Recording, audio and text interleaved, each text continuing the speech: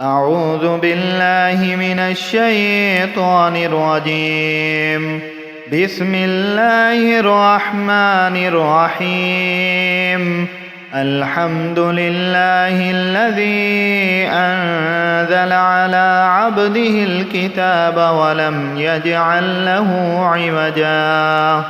قيما لينذر بأسا شديدا من لدنه ويبشر المؤمنين الذين يعملون الصالحات أن لهم أجرا حسنا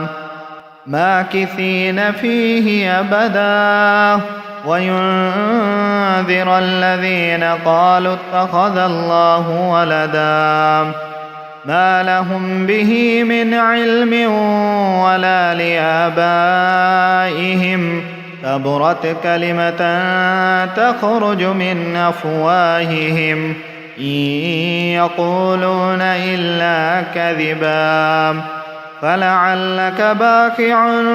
نفسك على آثارهم إن لم يؤمنوا بهذا الحديث أسفا إنا جعلنا ما على الأرض زينة لها لنبلوهم أيهم أحسن عملا وإنا لجاعلون ما عليها صعيدا جرذا أم حسبت أن أصحاب الكهف والرقيم كانوا من آياتنا عجبا إذ أوى الفتية إلى الكهف فقالوا ربنا آتنا من لدنك رحمة وهيئ لنا من أمرنا رشدا فضربنا على آذانهم في الكهف سنين عددا ثم بعثناهم لنعلم أي الحزبين أحصى لما لبثوا ومدى نحن نقص عليك نبأهم بالحق إنهم فتية آمنوا بربهم وزدناهم هدى وربطنا على قلوبهم إذ قاموا فقالوا ربنا رب السماوات والأرض لن ندعو من دونه إلها لقد قلنا إذا شططا هؤلاء قوم اتخذوا من دونه آلهة لولا يأتون عليهم بسلطان بين فمن أظلم ممن افترى على الله كذبا وإذ اعتزلتموهم وما يعبدون إلا الله فأووا إلى الكهف ينشر لكم ربكم من رحمته ويهيئ لكم من أمركم مرفقا وترى الشمس إذا طلعت تزاور عن كهفهم ذات اليمين وإذا غربت تقرضهم ذات الشمال وهم في فجوة منه ذلك من آيات الله من يهد الله فهو المهتد ومن يضلل فلن تجد له وليا مرشدا وتحسبهم أيقاظا وهم رقود ونقلبهم ذات اليمين وذات الشمال وكلبهم باسط ذراعيه بالوصيد لو اطلعت عليهم لوليت منهم فرارا ولملئت منهم رعبا وكذلك بعثناهم ليتساءلوا بينهم قال قائل منهم كم لبثتم قالوا لبثنا يوما أو بعض يوم قالوا ربكم أعلم بما لبثتم فابعثوا أحدكم بورقكم هذه إلى المدينة فلينظر أيها أذكى طعاما فليأتكم برزق منه وليتلطف ولا يشعرن بكم أحدا إنهم إن يظهروا عليكم يرجموكم أو يعيدوكم في ملتهم ولن تفلحوا إذا أبدا وكذلك أعثرنا عليهم ليعلموا أن وعد الله حق وأن الساعة لا ريب فيها إذ يتنازعون بينهم أمرهم فقالوا ابنوا عليهم بنيانا ربهم أعلم بهم قال الذين غلبوا على أمرهم لنتخذن عليهم مسجدا سيقولون ثلاثة رابعهم كلبهم ويقولون خمسة سادسهم كلبهم رجما بالغيب ويقولون سبعة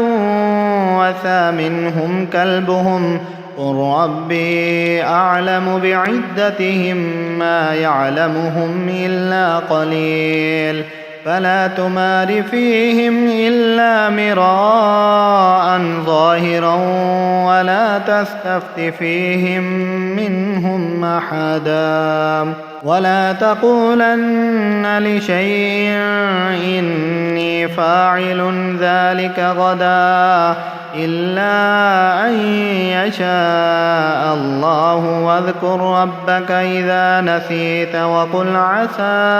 أن يهديني ربي لأقرب من هذا رشدا ولبثوا في كهفهم 300 سنين وازدادوا 9 قل الله أعلم بما لبثوا له غيب السماوات والأرض أبصر به وأسمع ما لهم من دونه من ولي ولا يشرك في حكمه أحدا واتل ما أوحي إليك من كتاب ربك لا مبدل لكلماته ولن تجد من دونه ملتحدا واصبر نفسك مع الذين يدعون ربهم بالغداة والعشي يريدون وجهه ولا تعد عيناك عنهم تريد زينة الحياة الدنيا ولا تطع من أغفلنا قلبه عن ذكرنا واتبع هواه وكان أمره فرطا وقل الحق من ربكم فمن شاء فليؤمن ومن شاء فليكفر إنا أعتدنا للظالمين نارا أحاط بهم سرادقها وإن يستغيثوا يغاثوا بماء كالمهل يشوي الوجوه بئس الشراب وساءت مرتفقا إن الذين آمنوا وعملوا الصالحات إنا لا نضيع أجر من أحسن عملا أولئك لهم جنات عدن تجري من تحتهم الأنهار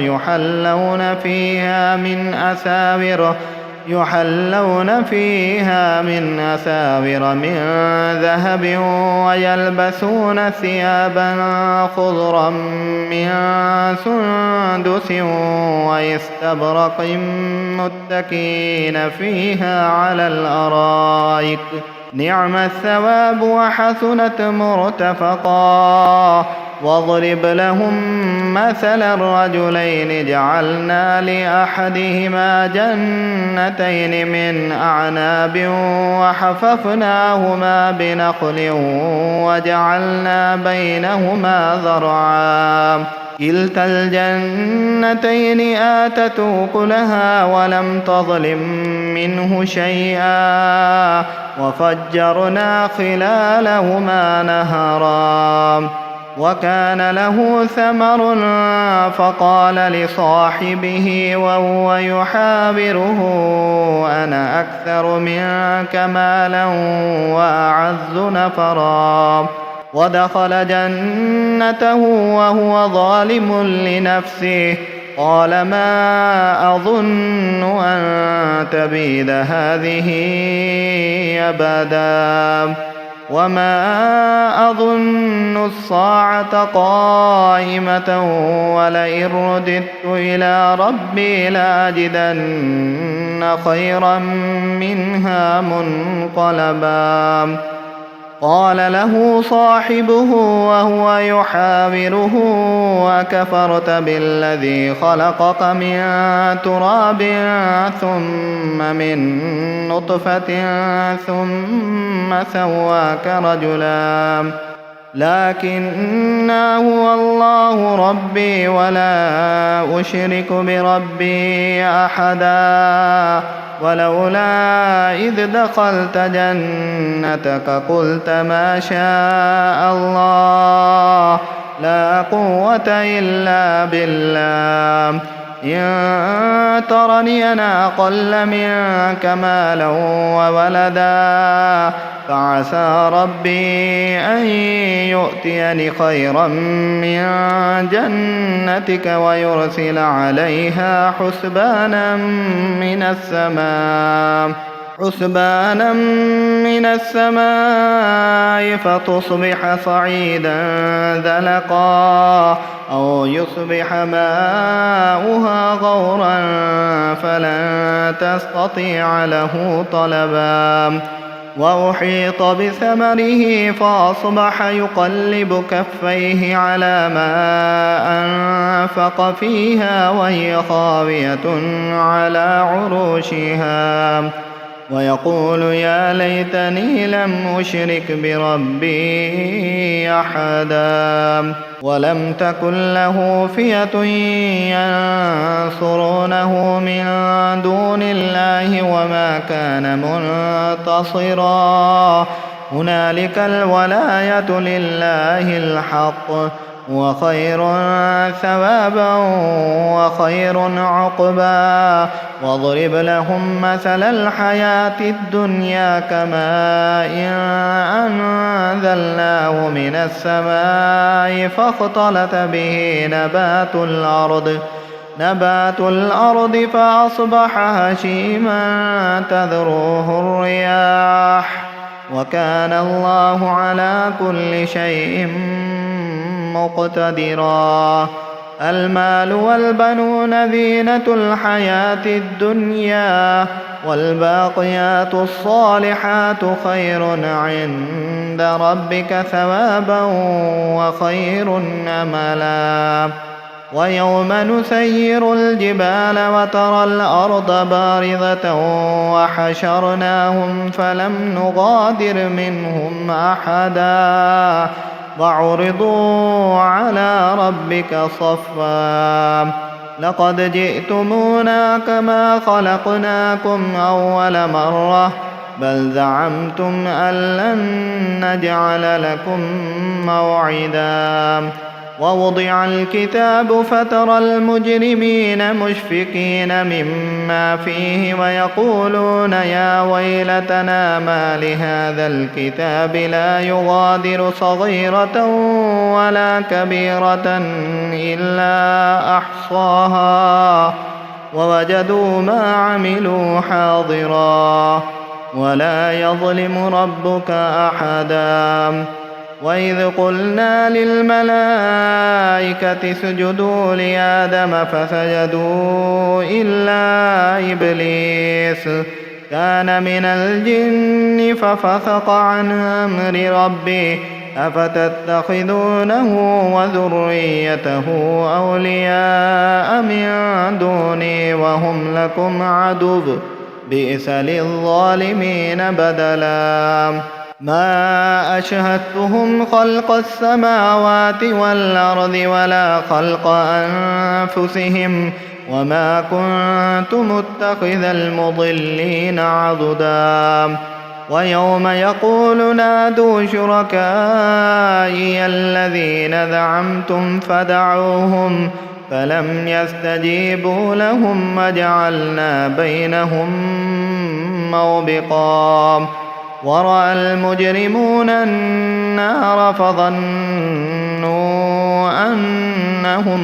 مواقعوها ولم يجدوا عنها مصرفا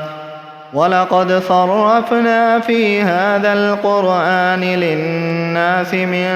كل مثل وكان الإنسان أكثر شيء جدلا وما منع الناس أن يؤمنوا إذ جاءهم الهدى ويستغفروا ربهم إلا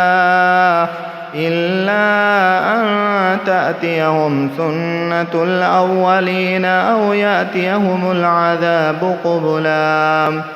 وما نرسل المرسلين إلا مبشرين ومنذرين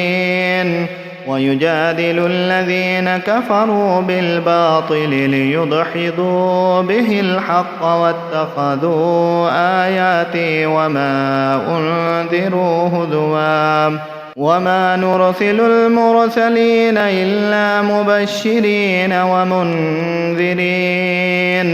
ويجادل الذين كفروا بالباطل ليدحضوا به الحق واتخذوا آياتي وما أنذروا هزوا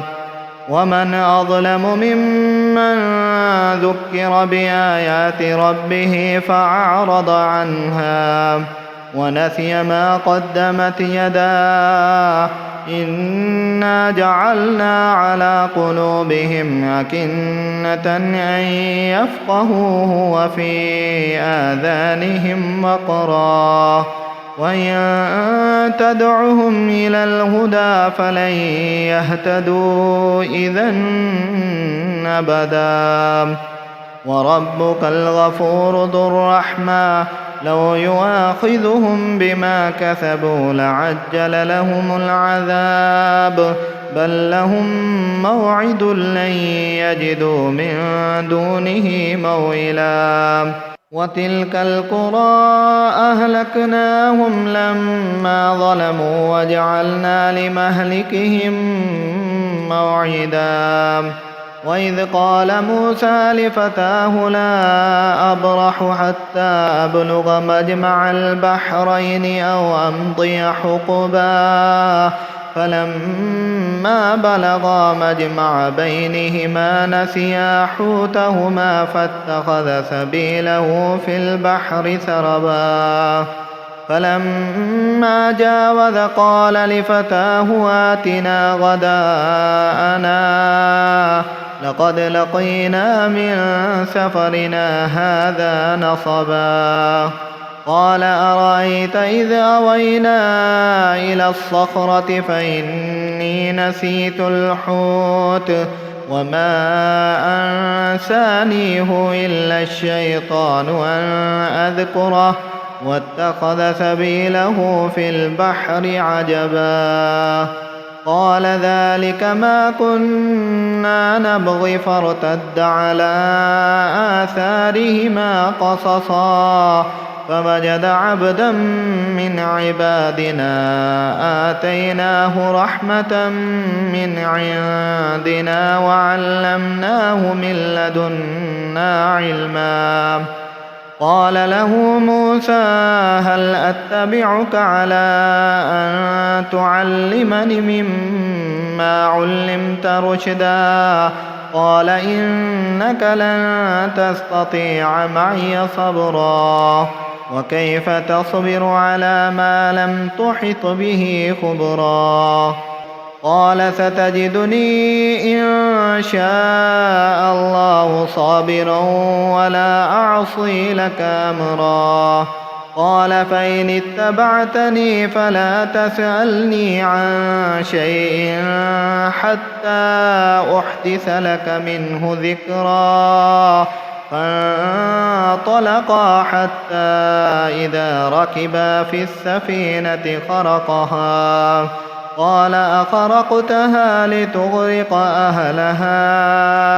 لقد جئت شيئا إمرا. قال ألم أقل إنك لن تستطيع معي صبرا. قال لا تؤاخذني بما نسيت ولا ترهقني من أمري عسرا. فانطلقا حتى إذا لقيا غلاما فقتلا. قال أقتلت نفسا ذكية بغير نفس لقد جئت شيئا نكرا. قال ألم أقل لك إنك لن تستطيع معي صبرا. قال إن سألتك عن شيء بعدها فلا تصاحبني قد بلغت من لدني عذرا. فانطلقا حتى إذا أتيا أهل قرية استطعما أهلها فأبوا أن يضيفوهما فوجد فيها جدارا يريد أن ينقض فأقاما. قال لو شئت لاتخذت عليه أجرا. قال هذا فراق بيني وبينك سأنبئك بتأويل ما لم تستطع عليه صبرا. أما السفينة فكانت لمساكين يعملون في البحر فأردت أن أعيبها وكان وراءهم ملك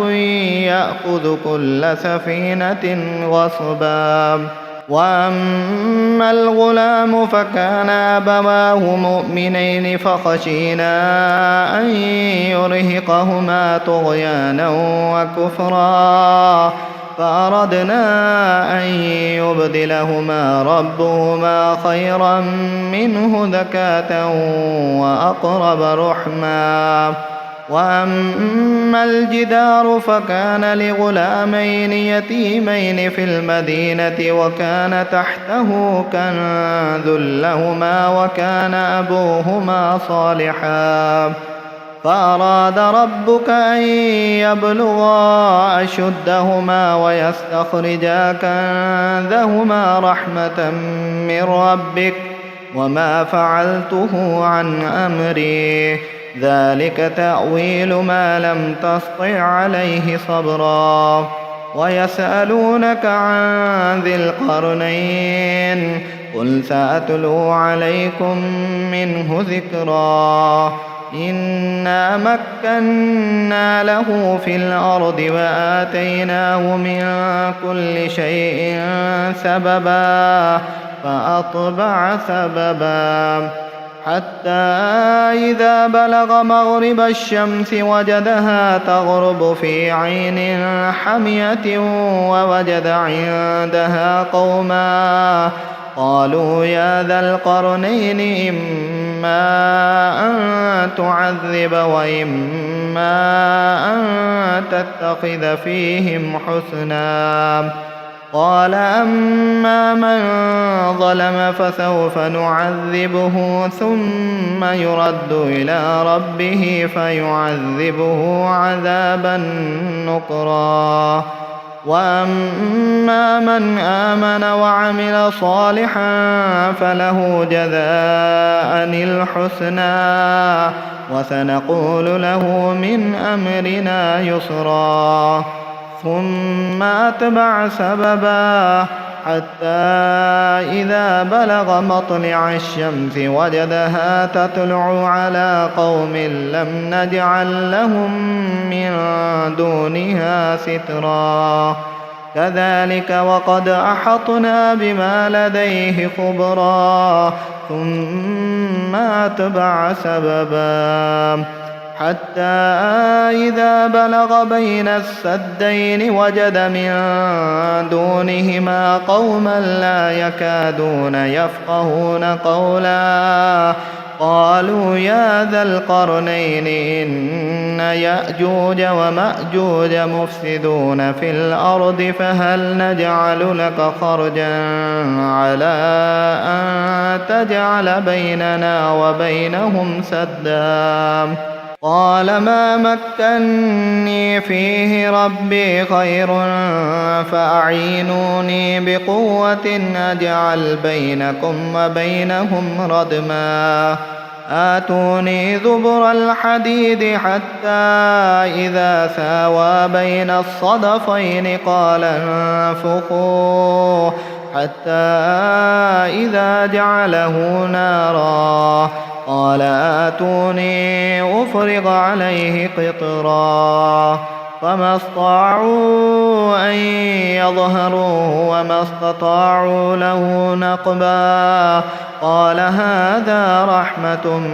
من ربي فإذا جاء وعد ربي جعله دكا وكان وعد ربي حقا وتركنا بعضهم يومئذ